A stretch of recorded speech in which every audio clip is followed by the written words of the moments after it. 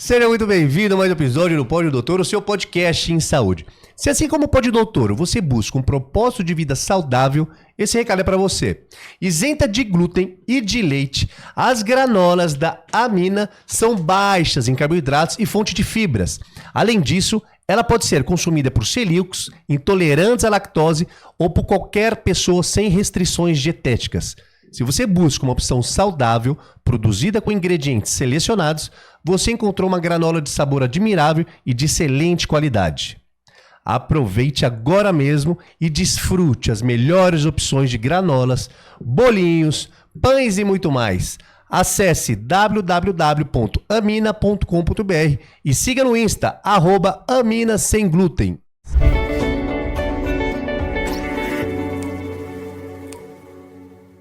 Seja muito bem-vindo a mais episódio do Pode Doutor, que é o seu podcast em saúde. E aí, doutor Sidney? Fala, Moisés, mais um episódio para você do melhor podcast de saúde do Brasil, o Pode Doutor. E como você já sabe, quem compartilha Pode Doutor espalha saúde. Você sabe também que, infelizmente, a internet é recheada de fake news, principalmente em saúde, de informações não sempre checadas. O nosso propósito é levar para você informação boa em saúde, informação checada. Então, já vai se inscrevendo no canal, já vai nos seguindo em todas as redes sociais para que a gente continue levando para você informação boa. E como que a gente cumpre o nosso propósito? Trazendo aqui as maiores autoridades em cada um dos assuntos que nos propomos aqui a discutir. Hoje quem aceitou o desafio foi a doutora Thaís Salan, médica de medicina do estilo de vida. Muito obrigado, é uma honra tê-la aqui. Muito obrigado por aceitar dividir conhecimento conosco. Muito obrigado. Obrigado a você, Sidney, Moisés. Vamos falar, né, sobre a medicina do estilo de vida de uma vez por todas, para a gente esclarecer aí o que é. Isso aí, essa especialidade, o que é essa medicina do estilo de vida. Muito bem. Doutora Thaís, seja bem-vindo novamente. Medicina do estilo de vida e medicina integrativa. É a mesma coisa? Não, não é a mesma coisa. Quais são as diferenças entre elas? Bom, a medicina integrativa, ela procura integrar diferentes abordagens terapêuticas para tratamento do paciente. A medicina do estilo de vida, o grande diferencial dela é que ela coloca o paciente como central da mudança dele, né? Então, não é uma área que coloca o paciente, não o médico, como o autor da mudança. Então, a gente procura, através de mudanças de hábitos, de coisas que a gente faz no dia a dia. Se alimentar, dormir, se exercitar, mas a gente trabalha o paciente para gerar essas mudanças, para aderir a essas mudanças, a esses hábitos mais saudáveis, visando o quê? Tratar condições crônicas, por exemplo, diabetes e hipertensão, até descontinuar medicações, conseguimos com isso sim, e também prevenir. Então a medicina do estilo de vida coloca como protagonista o paciente. Exato. Ela é uma especialidade, assim como cardiologia, como psiquiatria, como endócrino? Ainda não, tá? Ainda não é uma especialidade, é uma área de estudo, né? O CFM coloca como uma área de estudo. Quer dizer, é uma especialidade, mas ainda não é oficial, né? Não é reconhecida pela ANB, né? Ainda. Como toda especialidade, gente, para quem está ouvindo entender, aparecem primeiro os estudos, a necessidade da obtenção de virar especialidade para que depois se efetive, como aconteceu com várias outras, né? Começa-se desta forma, com os estudos, praticando, mas sobre a mesma égide do Conselho Federal de Medicina, com a mesma segurança. Isso é importante entender. Não é especialidade reconhecida ainda, mas a prática é baseada nas mesmas premissas da medicina habitual, né? Essa é a nossa grande luta, Isso né? aí. Porque todo médico pode prescrever hábitos, pode prescrever atividade física, hábitos mais saudáveis para o seu paciente. Mas não significa que ele seja um médico do estilo de vida. Porque a medicina do estilo de vida envolve instrumentos, envolve conhecimento, envolve estudos nos melhores padrões, para que a gente comprove a eficácia dessa intervenção. Então, não é um achismo, é baseado em ciência. Isso é que eu estava querendo dizer, para que as pessoas entendam que não está reconhecido é apenas ainda não está. Exato. Mas você pode procurar o seu profissional desde que ele tenha CRM, óbvio, seja médico, para que ele possa, em geral, aliás, você também é psiquiatra, né, Thaís? Então, quem trabalha com estilo de vida ainda tem uma outra especialidade, que você também já trabalha e pratica já há alguns anos. Isso. Como psiquiatra. Psiquiatra, você já trabalha há quanto tempo com psiquiatria? Sou psiquiatra, terminei em 2011.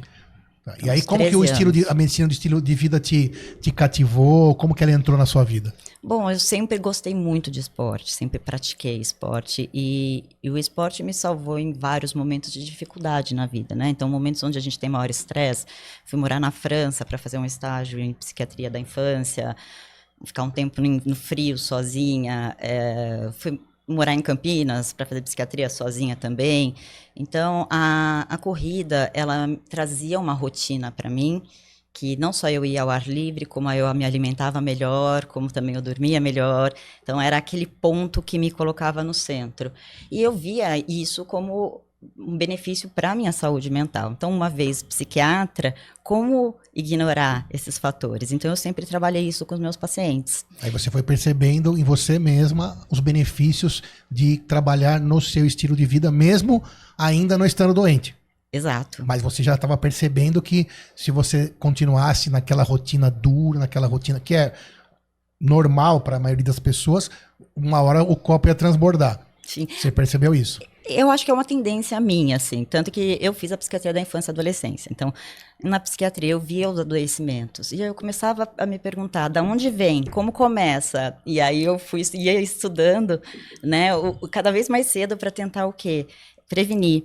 E aí que a medicina do estilo de vida também, ela trata, mas ela também previne, né? Então, quando eu descobri que existia uma forma de se estudar a medicina do estilo de vida, existia uma organização no Brasil, que é o Colégio Brasileiro de Medicina do Estilo de Vida, existia uma certificação, que você precisava cumprir os critérios, falei, eu vou fazer isso.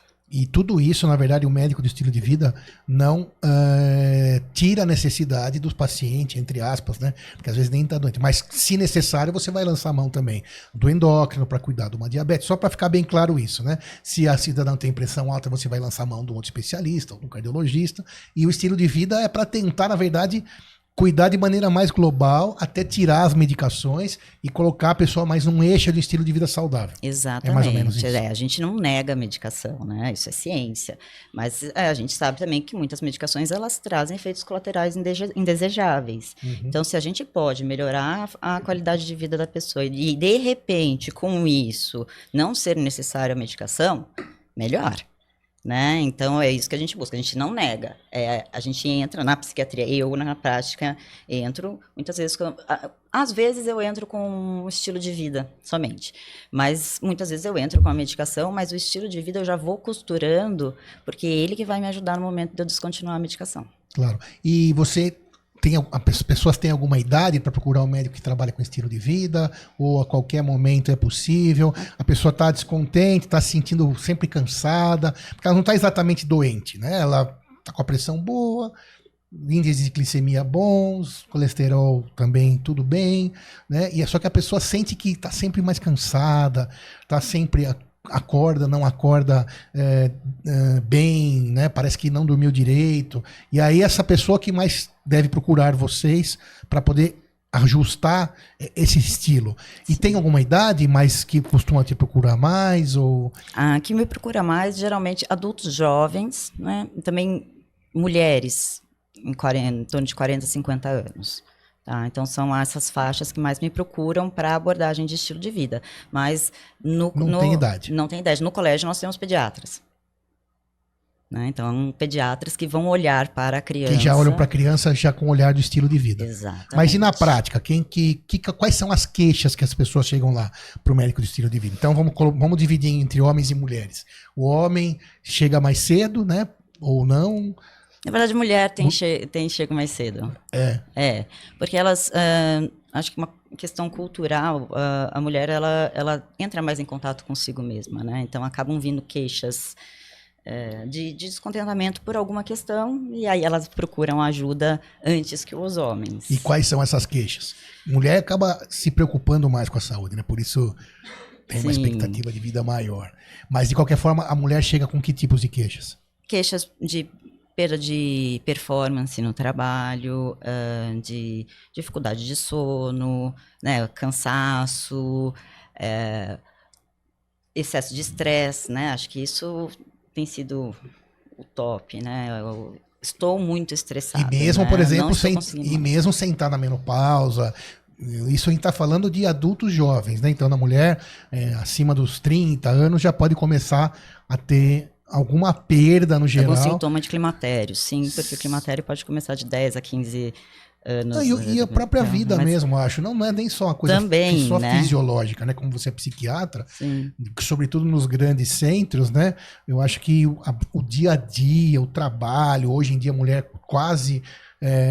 acho que em São Paulo, sei lá qual a porcentagem, mas uma porcentagem gigantesca com jornada dupla, né? Que tem que trabalhar em casa e também trabalhar fora. Isso, se eu dizer ninguém aguenta, né? Não é isso que eu quis dizer. Acho que precisa ajuda para conseguir continuar nesse ritmo. Nós né? estamos. Você, por exemplo, você mesmo, para dar o seu exemplo, você trabalha bastante, provavelmente. Você faz bastante exercício, dorme direito, né? Então, você consegue fazer tudo isso. Então, por que você não conseguiria? Né? Basta se organizar. Isso é uma questão, inclusive, em medicina do estilo de vida. Sim. Na medicina do estilo de vida, eles colocam muito o médico como um exemplo. Então, se você vai orientar o teu paciente, você tem que seguir os seus preceitos, né? O que a gente chama em inglês de walk the talk. Você tem que fazer aquilo que você está prescrevendo. Então, a medicina do estilo de vida estimula muito o médico a se cuidar, o que acho que é muito interessante. Muitas áreas na medicina aí, quem está fazendo residência, sabe como é que nós, médicos, não somos muito estimulados a olharmos para a nossa saúde. Pelo contrário, né? Exatamente. Pelo contrário. É estimulado a trabalhar que nem um maluco, ajudar todo mundo no final de semana, à noite, plantões intermináveis. Se não está em plantão, tem que estar estudando. Se não está estudando, tem que estar operando. Exato. E até teve uma fala eu não me lembro qual o programa agora, que foi com o Pablo Marçal, que o Paulo Musi esteve. Não sei se você chegou a ver isso, que o Paulo Marçal tem um programa lá, e pergunta o Paulo Musi por que médico vive menos, para usar a expressão dele, ele que fala, né, do que a população geral comedora de açúcar. Quer dizer, que já é uma população num país que ainda está galgando posições de sabedoria, né? Já é uma expectativa pequena. E o médico vive menos ainda. Então a explicação dele foi justamente essa, mas é o que você falou, vai contra todas as questões positivas do estilo de vida. Come mal, dorme mal, não se organiza em relação aos horários, não consegue fazer exercício, o tempo todo está se cobrando para ajudar e não consegue parar para se cuidar. Então, realmente, e eu também estou dizendo isso, e eu também tenho a noção completa que ninguém é monge do Tibete, e você sempre vai ter seu calcanhar de Aquiles. Não é fácil, porque a doutora Thaís trabalha com isso. Então, ela precisa, com certeza, qual é a frase em inglês? Walk the talk. Walk the talk. Então, tem que dar o exemplo. Tem que dar um exemplo. Caminhar o que você fala, né? Caminhar por cima do percurso que você fala. Perfeito. Então, agora, não é que é fácil, né, Thaís? Concorda comigo? Nada fácil. Nada é fácil. E eu gosto muito de falar sobre isso também. Você falou, foi perfeito, Sidney, porque a medicina do estilo de vida tem 6 pilares, oficialmente, tá? Alguns lugares podem usar pilares a mais, a menos. A questão é que a gente precisa estabelecer estudos. E os estudos, atualmente, eles preconizam 6 pilares, tá? Quais são eles? Atividade física, alimentação, sono, manejo de estresse, uso de substância, né? Manejo do uso de substância, de álcool, tabaco e conexões sociais. Tá? Sensacional. Esses 6. Acontece que a gente não consegue estar com os 6 pilares 100% o tempo todo. Número 1. É isso que eu tava falando. Número 2. Pode tentar, né? Então, devemos tentar. Acho que nem sei se a gente deve tentar, se a gente não vai se exigir demais. Porque senão você estraga o manejo do estresse, né? Exatamente. Então, acho que é um dos pilares. A gente tem que ser gentil com a gente mesmo, número 1. E número 2, cada um é um. Nossa, que legal isso. Gostei dessa frase, né? Sim. Mas essa é muito boa, essa frase. A gente tem que ser gentil com a gente mesmo. Porque senão você acaba dando um tiro no próprio pé. tentando se cobrar demais. É isso que você está falando. Exatamente. Muito Eu bom. vejo muito isso na medicina do estilo de vida. Às vezes até pessoas que não procuram um médico do estilo de vida, porque sabem, ai meu Deus, eu como mal, eu não me exercito, eu durmo mal e tal. Tá tudo bem, porque cada um é um. E a gente vai começar pelo que você quer começar. E isso que é uma coisa que é muito interessante que a medicina do estilo de vida traz pra gente, que eu acho que todo médico tinha que ter. Isso eu acho que todo médico tinha que ter. Saber trabalhar mudança de hábito. Porque quando a gente fala de comportamento, mudança de hábito, as pessoas pensam automaticamente nos psiquiatras, psicólogos, certo? Terapeutas. Agora, um endocrinologista não precisa engajar melhor o seu paciente para se alimentar melhor? É a chave de tudo. Porque dar remédio não é que é fácil, mas dar remédio é um atalho. E quando parar o remédio? Exato. O cardiologista não precisa aprender a engajar o seu paciente numa atividade física, mas a gente tem que saber fazer isso. Existe toda uma ciência por trás de mudança de comportamento. Das pessoas que chegam para a doutora Thaís, qual que é a relação entre mudanças de comportamento, aquisição de novos hábitos saudáveis e muitas vezes a questão de, o Dr. Sidney até citou, mas eu queria saber um pouco mais da questão de exames laboratoriais. Uhum. A maioria das pessoas chegam com os exames alterados e muitas vezes não consegue adequar-se aos novos hábitos em função dos exames, em função de falta de vitaminas ou outro tipo de problema, ou é mais uma questão totalmente comportamental? Faz esse tipo de análise? Fazemos, sim. Inclusive, Excelente pergunta. Quer dizer, a pessoa procura, ela tá realmente doente, né? existe. Ou ela tá se boicotando, né? Exatamente. Só por comportamento. É excelente pergunta. Na verdade, sempre são os dois juntos, né? Então, na medicina do estilo de vida, a gente vê também a fisiologia, tá? Não é só comportamento, tá? A gente tem o nosso exame físico, a gente tem os nossos exames laboratoriais de entrada, em que a gente vai avaliar o paciente como um todo. A gente vai olhar a composição corporal do paciente, a gente precisa ver como que está o paciente hoje, quais são possíveis diagnósticos e possíveis riscos para a gente poder intervir, certo? Então, viu o paciente, como que ele está fisiologicamente, digamos assim. Aí depois eu vou durante uma conversa motivacional, né? Não uma conversa motivacional como um livro motivacional, mas assim, de uma conversa sem julgamento, de perguntar, querendo saber, interessada no paciente, como é a vida dele. Mais um diagnóstico mesmo, né? Do que motivacional. Exato. E aí, a partir dali, eu consigo ver nos pilares aonde será que eu consigo começar. E aí, cada paciente vai ser um. Tem alguns que já pode ter predisposição para gostar de fazer atividade física, Com outros certeza. podem ter sofrer de ansiedade, ter dificuldade com sono, ou uma compulsão, obsessão em função de um gerenciamento Comida. de emoção, e ir para descarregar em comida. Com Essa certeza. análise dos 6 pilares, você vai funilando para saber qual que é o calcanhar de Aquiles. Não só, não, e dificilmente E eu os conheço... potenciais. Exato. Dificilmente eu começo pelo calcanhar de Aquiles, porque também tem um termo que se chama sensação de autoeficácia, que eu acho muito interessante. Que é o quanto eu acho que eu darei certo nisso. Eu preciso pegar algo que o paciente tenha uma sensação de autoeficácia maior, porque vai aumentar a chance da gente ter sucesso. E aí o ganha-ganha. Né? Então, eu preciso saber, dificilmente vou começar pelo calcanhar de Aquiles. Vou dar um exemplo. Uma paciente esses dias, passando comigo a segunda vez, conversando com ela, falei, você tinha me falado, né, que você estava fumando, como é que está isso? Ah, não, continua a mesma coisa. Ah, e isso te incomoda de alguma forma? Não, isso não me incomoda. Fumar não incomoda ela. Não, eu tô entendendo. É uma Tudo tragédia bem, e fumar, respeite, né? mas você tá chegando Então, por onde você vai abordar. Né? Exato. Então, eu vou virar para essa paciente e vou falar, então, para de fumar daqui a uma semana?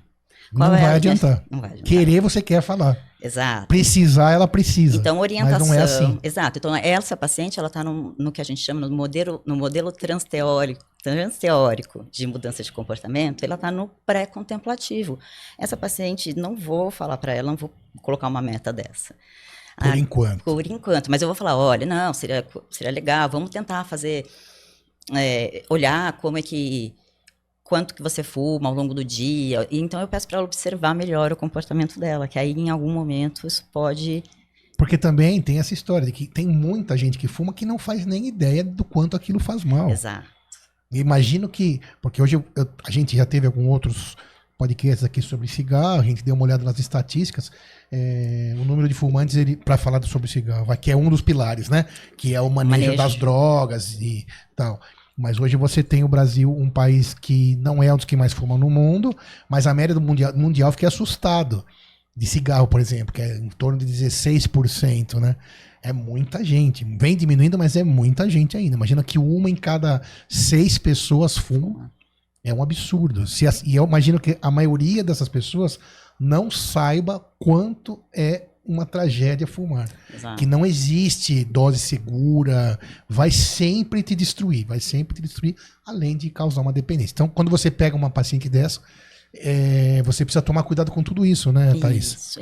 Eu informo, olha, né, tem esses dados e tal, de uma forma que também não mostre julgamento para o paciente, porque não é legal isso, mas para que isso eu comece a trabalhar para que ela avance aí nessa motivação para mudar algum comportamento. Doutora, pelo fato da sua formação inicial ter sido na psiquiatria, você acredita que a maioria dos casos que te chega para ti por ou cigarro ou má alimentação, dificuldade no sono, ela tem um quê de algum... Não sei se a palavra certa seria transtorno ou alguma alteração psíquica para ter esses hábitos um pouco descompensados? Sim, completamente. Se a gente for olhar a sobrevida dos pacientes que têm algum diagnóstico de transtorno mental, ela é menor do que a população em geral. Então, transtorno mental é um fator de risco em causa de mortalidade por todas as causas, certo? Agora, uma outra questão. Muitos estudos de excelente qualidade têm mostrado que se alimentar mal aumenta a chance de transtorno mental. Não se exercitar... Peraí, vamos lá. Se alimentar mal aumenta a chance de um agravo de um transtorno mental ou o transtorno mental altera a alimentação? É um caminho de mão dupla. Mão dupla. Então, teve um estudo recente sobre consumo de produtos... Industrializados, exatamente. Quer dizer, desembale menos, descasque mais, né? É isso aí. Né? Exatamente. E isso é um fator de risco isolado para o transtorno mental. Então, isso pode desencadear um transtorno mental. Não dormir desencadeia transtorno mental. Não se exercitar desencadeia transtorno mental. Então, é uma via de mão dupla. Parece até um pouco óbvio, mas o óbvio é o que é mais difícil das pessoas entenderem. E é óbvio que não dormir direito. Agora vamos já para mais um pilar, né?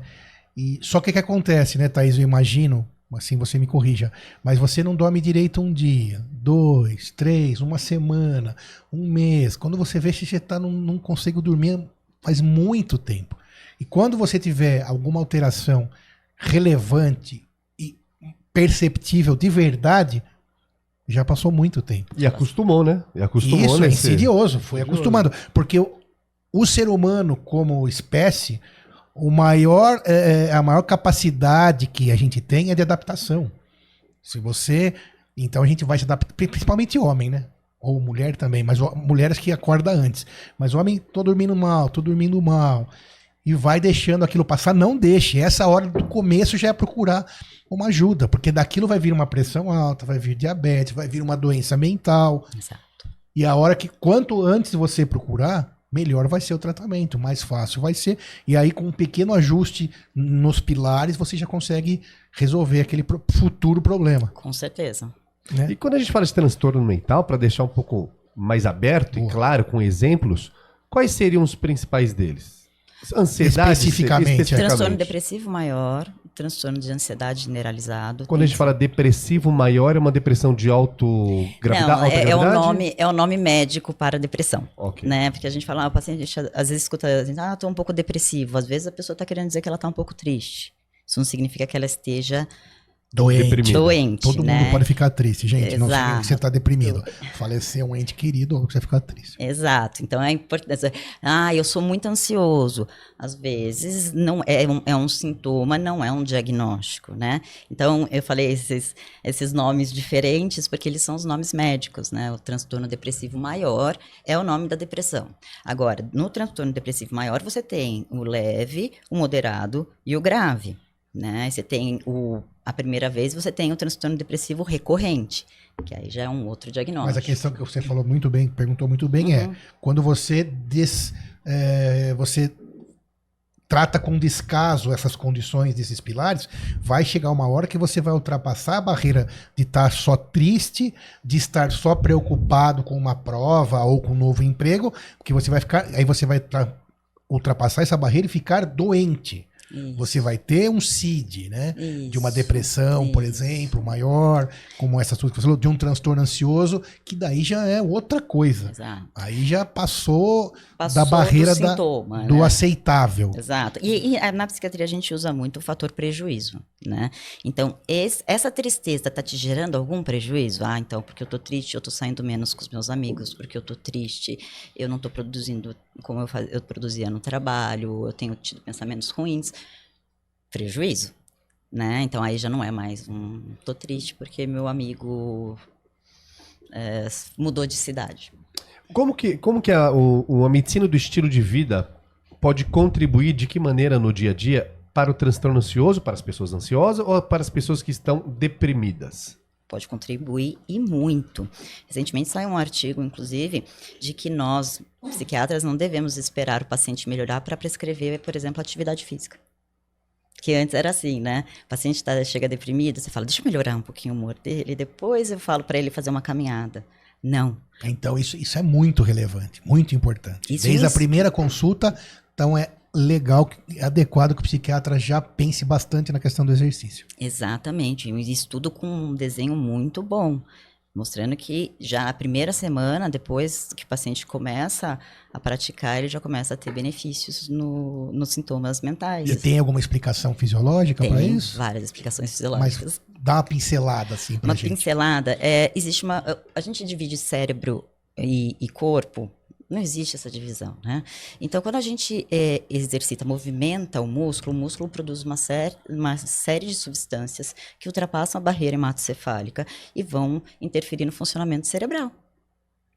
Miocina, por exemplo. Miocina, por exemplo, a miocina aumenta a produção de BDNF. O BDNF, eu falo que é um fertilizante do cérebro. São fatores, são substâncias que trazem um bem-estar psicológico. Tem a endorfina também, tem os endocannabinoides, né, que são as maconhas que a gente produz do nosso corpo, e o exercício físico é uma das atividades que mais fazem a gente produzir esses endocannabinoides que dão uma sensação de relaxamento. Quer dizer, o nosso próprio corpo trabalhando a nosso favor, produzindo remédios endógenos que ajudam no tratamento e até talvez na cura de doenças mentais como a depressão, como a ansiedade. Óbvio também que isso não significa que a doutora Thaís não vai precisar prescrever citalopram, etc, etc. Outros remédios que são importantíssimos no tratamento. Mas o exercício físico é um grande coadjuvante nesse cenário. Sim. Isso é importante. E essa atividade física pode ser corrida, caminhada, qualquer uma delas? Boa. E aí existem... Musculação, exato, vale tudo? Vale tudo. É claro que existe aí uma disputa, né, tentando, qual é o melhor, a gente, é musculação, aí depois, não, é a corrida, não, tem que ser o intervalado. Nós entramos em outro pilar, hein, sem querer. Sem querer, a atividade é isso. Sem querer, querendo, né? Estamos fluindo aqui, ó. Mas continua, você estava falando aí dos tipos de exercício. Dos tipos de exercício, né, na medicina do estilo de vida, da forma como é preconizada, né, a gente tem um tanto que a gente tem que fazer, que aí a gente mede mais a intensidade de que você faz o exercício. Então, você precisa de 150 a 300 minutos de média intensidade. Então, vão ser 75 minutos intensos, equivalem a 150 minutos moderados. Entende? Então, depende da intensidade que você faz. E pode ser numa musculação, pode ser numa caminhada, pode ser num yoga, né? Mas eu preciso ver... o que cada exercício vai me trazer. Então, a musculação, ela me traz um fortalecimento, uma conservação de músculo, o que para quando eu envelhecer vai ser melhor, porque aí eu vou conseguir manter a minha funcionalidade, subir uma escada, pegar um produto, não caiu, então se cair não me machucar. Né? Eu vou pensar num exercício aeróbico, vai me ajudar na minha capacidade aeróbica, que aí tem a ver com eventos cardiovasculares. Vou pensar em atividades de equilíbrio, né? Então, por exemplo, Tai Chi Chuan, entre outras, faz um funcional que mexe com equilíbrio ali, te ajuda principalmente para os idosos, diminui queda. Então, a gente tem as características, mas para iniciar eu tenho que ver qual é qual é a preferência do paciente. O talento, a preferência, esporte também está dentro de tudo isso, né? Qualquer esporte também. Tá? Existe que a musculação, já que você falou também, vamos entrar nisso. A musculação tem que estar presente. Tem. Seja lá o que você fizer no seu programa semanal sei lá, de X vezes por semana, 1/3 delas tem que ser musculação, porque é a sua poupança, porque o seu músculo ele vai sobrar até a sua maioridade, né? Tudo sobra, tudo acumula, mas o músculo acumula muito, e é muito difícil de ganhar. Então, se você não ganhar enquanto você estiver vivo e forte, e possível, quando você já tiver com osteoporose, com sarcopenia absurda, já doente, esquece. Então a hora de ganhar é quando você está saudável. Tem hora para começar? Não também. Você pode ter 70 anos, 60, 75, ainda dá tempo. Sempre. Sempre, sempre. Tem exercícios para tudo. Mas a musculação tem que estar sempre presente. Às vezes, se a pessoa não gosta da musculação, dificilmente eu vou começar por ela. Eu falo que a gente aceita fazer o que a gente não gosta para continuar fazendo o que a gente gosta. Então, se eu gosto de caminhar... Chama disciplina isso. Se eu gosto de caminhar e eu começo a perceber que fazer musculação me traz uma caminhada mais confortável, mais agradável, então eu aceito fazer musculação. Que é a história que você falou do resultado, né? Exato. Que o cara vê o resultado, ele se estimula a continuar. Mas você sabe que o maior problema que a gente tem enfrentado hoje é que a gente divide atividade física. Atividade física é qualquer movimento que você faça que não seja deitado ou sentado. Qualquer coisa. Pode subir uma escada, isso é atividade física. E isso conta para você ser sedentário ou não. Exercício físico já é uma atividade física feita de uma forma sistemática para um fim, um determinado objetivo. O grande problema que a gente está tendo é o sedentarismo e a inatividade física. Então, são pessoas que não se movimentam o suficiente, não na forma de exercício, mas nada. Sim. E a gente fala, o sentar é o novo fumar. Porque tudo é controle remoto, tudo é celular, é casa inteligente, é Alexa... Clico, ligo o ar-condicionado, ligo o fogão agora. Exatamente. Clica, chega água, chega pão, chega comida. Clica, aplicativo, chega só, né? Fico no consultório 10 horas sentado. Então, eu tenho que saber também aonde o paciente está na evolução disso, né? Então, se o paciente não está se exercitando, eu vou fazer manejo de tempo sentado. Agora, os pacientes já estão... Então, aí eu vou avançando. Eu preciso realmente ouvir o paciente para saber como é que eu vou orientar dali. O que mais vai dar certo para ele, né? Qual que é a maior dificuldade que você percebe no consultório? As pessoas adquirirem...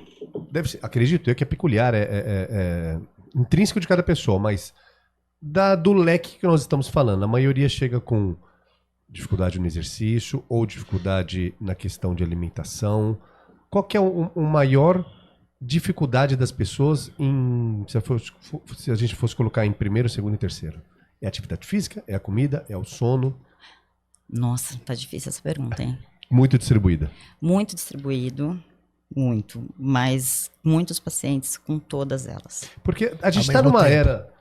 Acredita que a gente está numa geração que atividade, exercício físico, corpo ideal, buscando tanto longevidade, qualidade de vida ou até estética, está muito visível. Ir pra balneário. Oi? Todo mundo querendo ir para balneário. Sim, final de ano, exato. Mas essas pessoas estão lá no Instagram mostrando, né? Exatamente. Mas são a minoria. Mas algumas delas, ou todas, ou algumas delas, ou a grande maioria, entrega algo interessante para as pessoas, que é pelo menos a motivação no exercício. Essa virada de chave já teve há alguns anos. Sim. O físico... ele motiva, assim, a gente vê nos estudos com os adolescentes, isso é mais claro, né? Então, os adolescentes, quando eles fazem musculação, eles melhoram muito o humor, porque eles percebem a alteração no corpo.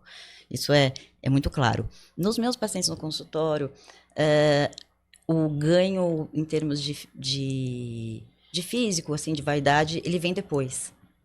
Primeiro, ele começa gostando do que ele está fazendo, gostando dele estar cuidando dele. É que ele já vai direcionado quando te procura também, né? Na qualidade de vida. E é a questão do resultado que você estava falando. A pessoa vendo o resultado vira um ciclo virtuoso e ela vai se cuidando cada vez mais. Mas para a gente entrar em mais um pilar que seria o sono. O sono ele é primordial em toda essa situação. Primordial, né? A Primordial, gente tem um né? ciclo circadiano, que é como cicla o nosso cortisol, que as pessoas acham que é ruim pra caramba, e não é ruim. A gente precisa ter um nível de cortisol para poder acordar, Claro. né? Então, as pessoas, cortisol é o hormônio do estresse. Não, gente, a gente precisa aumentar o cortisol e a gente precisa que ele caia, né? E a melatonina suba para a gente conseguir ter uma noite de sono. Durante o sono, muitas coisas vão acontecer. Primeiro, que o cortisol caindo, a gente diminui o risco de doenças metabólicas, certo? Então, pessoas que dormem pouco, elas têm níveis de cortisol aumentado, então, persistentemente aumentado, então elas têm maior risco de diabetes. Segunda coisa, quando a gente tem um sono adequado, a gente tem vários estágios de sono, inclusive o sono REM. E o sono REM é o pronto-socorro das nossas emoções. Sono REM é o pronto-socorro das emoções? Exato. Por quê? Porque é quando o que a gente viveu, e inclusive coisas do nosso subconsciente, elas saem, elas são liberadas, né? E elas são processadas e organizadas através do sonho. Que legal. Como se estivesse dando uma varrida, assim, no seu sistema de armazenamento e tudo mais, e guardando as emoções boas, separando das ruins. Uma faxina. Exato. Então, sono REM. Muito bem. Exato. Então, sono é extremamente importante. Extremamente. Sono é 6 horas, 5 horas, 7 horas, cada pessoa tem um Depende limite. da faixa mínimo? etária, tá? Mas assim, adulto jovem, até 60 anos, entre 7 e 9 horas. É muito interessante isso também, porque a gente tem agora limites inferiores e superiores, porque tem pessoas que têm dormido mais do que o ideal. E isso também aumenta o risco de transtornos mentais. E qual que é essa faixa, então? Mínimo e máximo? De 7 a 9. De 7 a 9 horas é o ideal. Exato. Aí, algumas pessoas pode ser suficiente 6, algumas podem precisar Mas de aí 10, a curvinha sim. de Gauss, assim, lá na Exato. pontinha, né? O Agora, grande bolo de 7 a 9. passou disso, tanto para cima, e tem sido cada vez mais frequente eu ter que alertar esses meus pacientes de que eles estão dormindo mais do que o necessário. E quando fala mais que o necessário, 7 a 9, é durante o dia, contando o final de semana a pessoa cochilou 1 hora ou é somente à noite? Somente à noite. À noite Contínuo. das 7 às 9. Exato, contínuo, porque a gente precisa desse sono contínuo para evoluir nos estágios do sono para que a gente tenha. Então não adianta dormir 5 horas dia de semana e chegar sábado e querer compensar. Pelo contrário, Pior isso ainda. inclusive é um sinal. Se você dorme 5 horas durante a semana, e isso é uma coisa que a Domingo gente pergunta. dorme até meio-dia? Domingo É. você dorme 12 horas, significa que você está fazendo compensação. Você não está com sono adequado Sim, o durante ideal a é você semana. acordar o mesmo horário todos os dias, né? Sim. Claro que se você está acostumado a trabalhar, até vou dar o meu exemplo. Eu acordo muito cedo porque eu moro um pouquinho mais longe. Então eu acordo muito cedo mesmo, nem vou falar. Mas aí final de semana vai um pouquinho mais. Mas o ideal é você acordar próximo ao horário que você acorda todo dia. Sim. Você está acostumado a acordar às 5, no final de semana você não vai acordar às 5 também, que aí, Pode ir umas 6, aí 7. chama o Cláudio, que é o pode ter psiquiatra, uma- que a gente brinca, né? No caso, a Thaís. Tem uma variação. Sim, né? Pelo menos você pode acordar sem despertador, mas não dá pra você acordar todo dia às 6 e domingo e sábado e domingo acordar meio-dia. Não faz sentido isso. Né? Não. Seu corpo não tá gostando disso. Isso é um sinal de doença. Olha aí. Isso, por si, já é um sinal de que o Não, seu isso que sono você está falou ruim. agora é muito polêmico. Muito.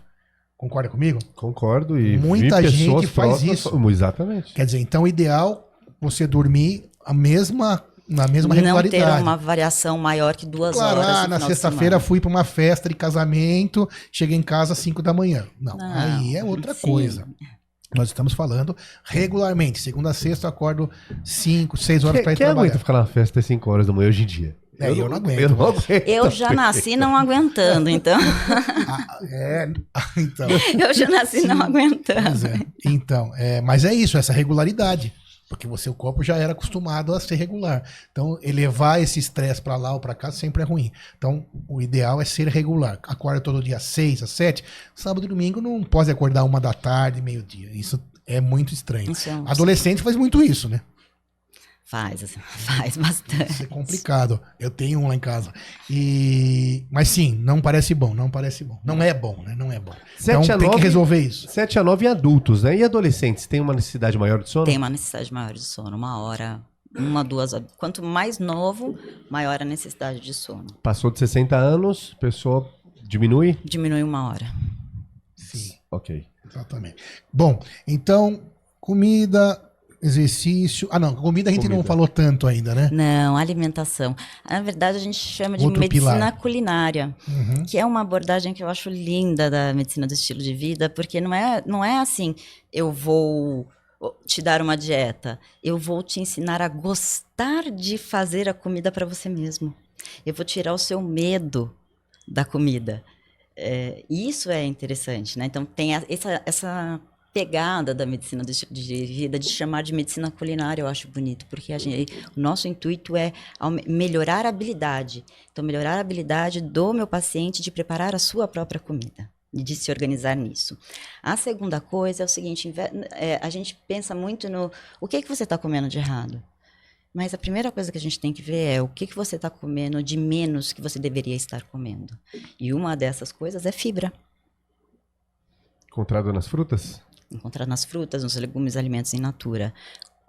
A porcentagem de pessoas, assim, acho que 50% das pessoas, pelo menos, está comendo menos fibra do que deveria. E isso é essencial. Menos fibras e também produtos mais industrializados, pela facilidade e tempo. Exato. E aí, com produtos industrializados, a gente tem mais sódio, né? E tem menos micronutrientes que são importantes. E essa inflamação que está em alta? Exatamente. A gente chama de inflamação subclínica, né? O que é essa inflamação? Quando a gente coloca muitos alimentos processados, também estilo de vida inadequados, o nosso corpo ele reage como se ele estivesse em perigo. Né? Então, até a ansiedade mesmo, a ansiedade ela ativa os centros de inflamação. Então, como se tivesse entrado um vírus no seu corpo vai reagir a isso, né? Então, não de uma forma tão intensa, claro, quando entra um patógeno, que a gente fala, né? Um vírus, uma bactéria, a reação ela é mais importante, mas essa inflamação acontece porque o nosso corpo não está funcionando do jeito que ele deveria funcionar. Então, os centros de alerta são ativados e a gente tem essa inflamação subclínica que a gente encontra. Então, passa também pela alimentação, toda a sua busca e toda a sua pesquisa quando você está procurando ajuda na medicina do estilo de vida. Muito bem. E drogas e manejo de você não saber que cigarro, bebida, drogas ilícitas, isso é tudo ruim. Acho que nós já tivemos vários podcasts aqui sobre isso, né? Acho que o próprio nome já diz, é óbvio ficar longe de tudo isso. Eu vou falar também, você me corrija, nenhuma substância como essas tem nível seguro, nem o álcool. Qual que é o nível seguro de álcool? 0.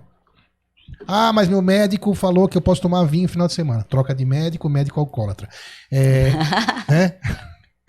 Essa frase eu roubei do Vitor Blausius, que eu já chamei pra vir aqui. Já ouviu o Vitor Blausius? Aqui é Vitor Blausius. Venha, Vitor, falar com a gente. Ele é de Minas, ele fala que ele tá com dificuldade pra vir aqui no podcast, porque a gente só faz presencial, né? Mas reitero aqui meu convite. Ele falou que quando ele vier para São Paulo, o pessoal dele falou que ele viria, mas ele que falou essa frase, fiquei impressionado. É verdade. Mas eu concordo 100%. Não tem nível seguro de álcool.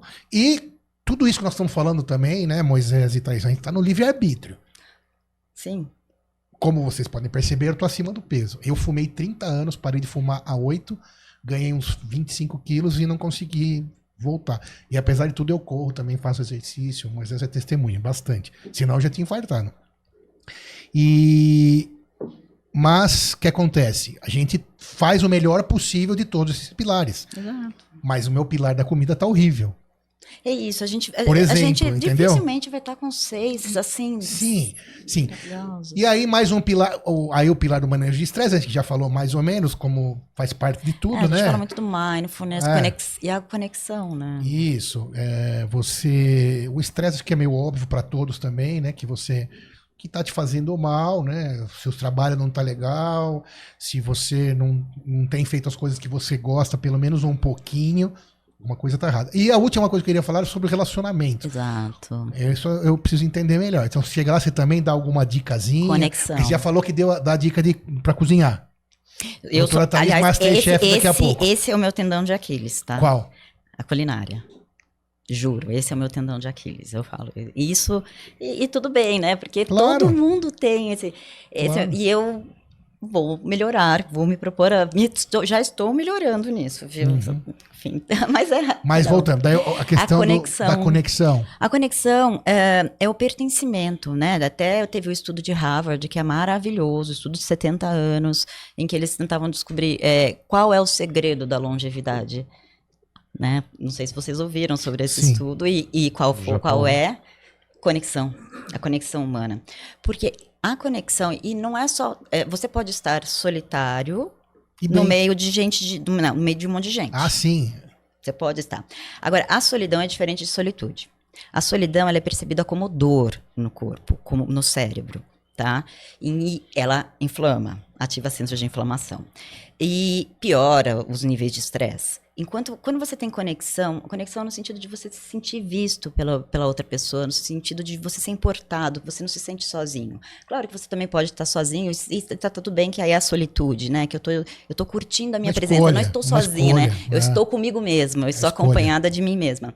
Mas a presença de uma outra pessoa, ela tem uma capacidade de aliviar o estresse. A gente produz substâncias, né? A dopamina junto com a ocitocina, a gente fala, e não precisa ser só gente não, pode ser animal. O animal tem esse poder de... Sim, vale para tudo, né? Para amigo, família, parentes próximos, vale para tudo, né? Acho que essa questão da conexão, essa palavra é muito legal. Conexão e o contrário também. A conexão ruim. Exato. Então, destrói a gente sua fala, vida. Esse pilar ele chama conexão e relacionamentos saudáveis. Porque os relacionamentos não saudáveis, eles são estressogênicos. E também tem, que é aquela história da solidão a dois também, né? Exato. Que você está com um parceiro, só que você vê que ele não está mais com você. E isso acaba também sendo estressante. E isso tudo é um pouco óbvio, né?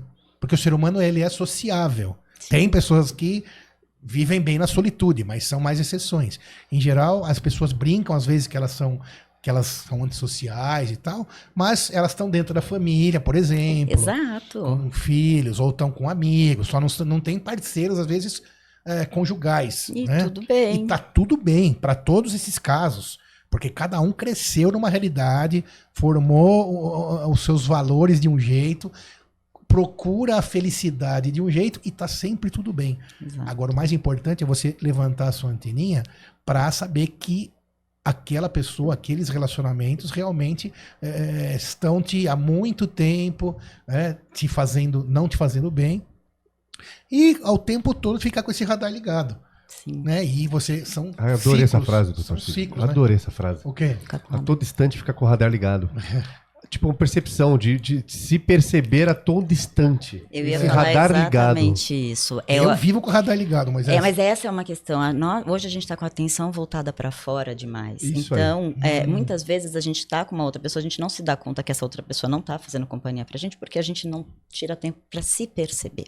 Esse radar é o radar interno, né? Tipo, andar a cada passo e falar, o que tá acontecendo Isso comigo? se chama interocepção. Muito bom. Que é o que ela falou no começo, a doutora Thaís, que é o ser gentil. Essa do ser gentil me pegou, como diria meus babies lá, me pegou. Ser gentil, e realmente eu também admito que às vezes eu não sou gentil comigo mesmo. Às vezes com os outros. Você acha que você às vezes deixa de ser gentil com você? Trabalhei muito isso. Então, eu às vezes acabo não passando esse... Não é o tempo todo, mas às vezes eu percebo que eu podia ter sido mais gentil comigo mesmo e eu acabei sendo gentil com outros. Não é que eu sou santo, não é isso, mas tá errado isso, tem que ser gentil sempre. Ou às vezes o que não significa que você não vá ajudar quem precisa. É diferente, né? É bem diferente de pessoas tóxicas na sua vida, é bem diferente. De pessoas que você... É diferente. Estender a mão para quem precisa de ajuda é uma coisa e se livrar de pessoas totalmente tóxicas é outra coisa, certo? Ser gentil com você também é outra coisa e é muito importante para você manter a tua estrutura firme. Até para você poder ajudar as pessoas que você convive. Que nem sempre tá todo mundo bem, né? Exato. Às vezes é você que tá na posição de ajudar, às vezes você tá precisando de ajuda. E também tá sempre tudo bem. E que bom que você pode contar com alguém para te ajudar, né? Perfeito, perfeito. Que bom que às vezes você pode ajudar. E se você precisar, às vezes, contar com outra pessoa, também vai ter alguém para você contar. Muito bem. E aí, Moisés, aprendeu bastante? Demais, obrigado, doutora. Aprendi bastante também. Doutora Thaís, psiquiatra, trabalha então com medicina do estilo de vida, atende seu consultório. Além de já tudo que você passou pra gente, deixa uma mensagem final, alguma coisa relacionada a esse nosso tema tão importante, então, que é a medicina do estilo de vida, que em breve provavelmente vai ser reconhecida como uma especialidade médica oficial, né? O que você diria para quem está nos ouvindo? Eu diria para vocês terem o seu tempo próprio, né? Que inclusive é o canal que eu e a Dani temos de podcast, porque a gente vê essa necessidade da gente ter o nosso tempo para a gente se conectar, que é o que a gente acabou terminando falando da interocepção. Então, tire um tempo para se perceber, porque esse é o primeiro passo para você entender qual vai ser o ponto que você vai querer começar para melhorar os seus hábitos. Muito bem. Como chama seu podcast mesmo? O nome do podcast? Tempo próprio. Tempo próprio, tempo próprio. Então tá, sigam lá, Tempo Próprio, podcast da doutora Thaís. Doutora Thaís, muito obrigado. Sorte dos pacientes que a tem como médica. Moisés, valeu, obrigado. Pessoal do estúdio, obrigado mais uma vez. Você que tá aí, compartilhe, Pode Doutor. Espalhe saúde e informação. É o Diamante da Prevenção. Até a próxima.